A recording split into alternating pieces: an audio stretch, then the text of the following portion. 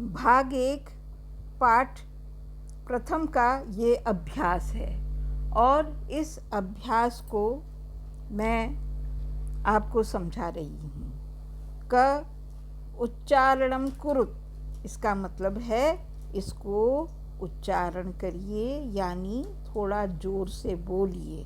जोर से बोलने पर आपको उस शब्द को बोलने में आसानी होगी और उसका अर्थ भी समझ में आ जाएगा।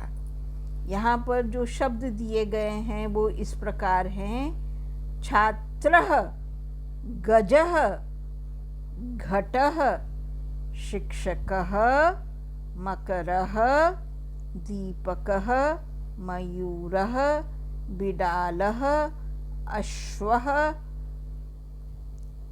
शुकः, मूषकः, चंद्रः, बालकः, चालकः, गायकः। इस प्रकार ये कुछ शब्द दिए गए हैं। जिस प्रकार हम अंग्रेज़ी सीखते हैं तो हमको धीरे धीरे कुछ वर्ड्स दिए जाते हैं, उन वर्ड्स का हम ट्रांसलेशन या उसका अर्थ समझकर धीरे धीरे उनको सेंटेंस या वाक्यों में प्रयोग में लाते हैं। इसीलिए इन शब्दों को भी दिया गया है कि इन शब्दों को पढ़ करके आप इनको याद करें, इनका अर्थ जानें, तब इसको वाक्यों में आसानी से प्रयोग में लाया जा सकता है। छात्र, छात्र का मतलब होता है छात्र और स्टूडेंट इंग्लिश में कहते हैं। गजह, गजह माने हाथी या एलिफेंट। संस्कृत में एलिफेंट या हाथी को गजह कहते हैं। तीसरा वर्ड है घटः, घटः माने घड़ा या पिचर। तीसरा शब्द है शिक्षकः, शिक्षकः माने शिक्षक, जो हमको पढ़ाता है उसको हम टीचर भी कहते हैं, शिक्षक भी कहते हैं, अध्यापक भी कहते हैं, तो ये शिक्षकः शब्द है। फिर मकरः, मकरः माने मगरमच्छ या क्रोकोडाइल, जो पानी में बच्चों रहता है ना, उसको संस्कृत में मकरः कहते हैं। मगरमच्छ या क्रोकोडाइल इसका दूसरा अर्थ है। दीपकः, दीपकः माने दीपक या लैंप।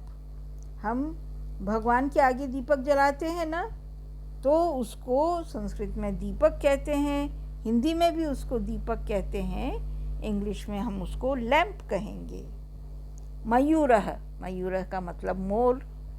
तुमने देखा होगा बगीचे में मोर पंख फैलाकर बहुत सुंदर नाचता है, तो उसको संस्कृत में मयूरः कहते हैं। तो मयूरः माने मोर, या इंग्लिश में उसको पीकॉक कहते हैं। जो बादल को देख करके बहुत खुशी से नाचते हैं वो मयूरः है। अब बिड़ालः, बिड़ालः का मतलब है बिल्ली या कैट। अश्वः, अश्वः का मतलब घोड़ा या हॉर्स। अश्वः संस्कृत में रहता है, हिंदी में उसको घोड़ा कहते हैं। शुकः, शुकः का मतलब होता है तोता यानी पैरट। शुकः माने तोता या पैरट। मूषकः, मूषकः माने चूहा या रैट।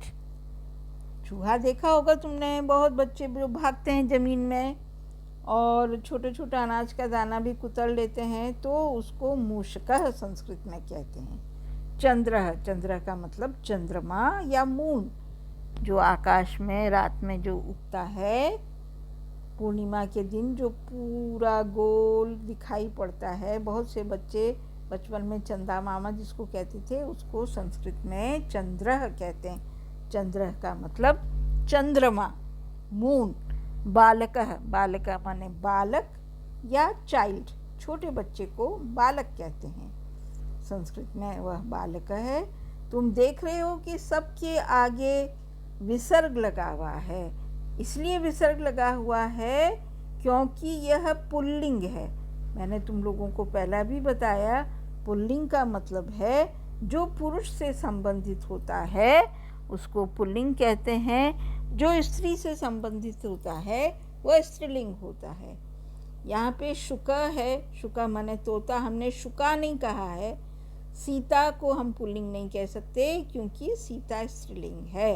बालक पुल्लिंग है और बालिका स्त्रीलिंग है, इसलिए ये सब पुल्लिंग शब्द हैं। अब चालक, चालक का मतलब होता है ड्राइवर, जो गाड़ी चलाता है, जो बस चलाता है, जो ट्रेन चलाता है, ये सब चालक कहलाते हैं। तो ये भी पुल्लिंग है, इसलिए इसमें भी विसर्ग लगा हुआ है। ये प्रथमा एक वचन में है, इसीलिए इसको चालक या ड्राइवर कहा गया है। सबसे अंत में शब्द है गायकः। गायकः माने गीत गाने वाला, सिंगर। सिंगर को गायकः कहते हैं। इस प्रकार ये बहुत ही सरल शब्द हैं और बहुत ही आराम से याद किए जा सकते हैं। इन सब शब्दों को अर्थ सहित याद करने पर जब परीक्षा में ये प्रश्न में पूछे जाएंगे तो आप इसका अर्थ लिख देंगे तो आपको पूरे में से पूरे नंबर मिल जाएंगे बच्चों। तो इस तरह से मैंने आपको यह पहला अभ्यास का क भाग समझाया है और इसके सारे अर्थ मैंने हिंदी और अंग्रेज़ी दोनों में बताए हैं। अच्छा बेटा।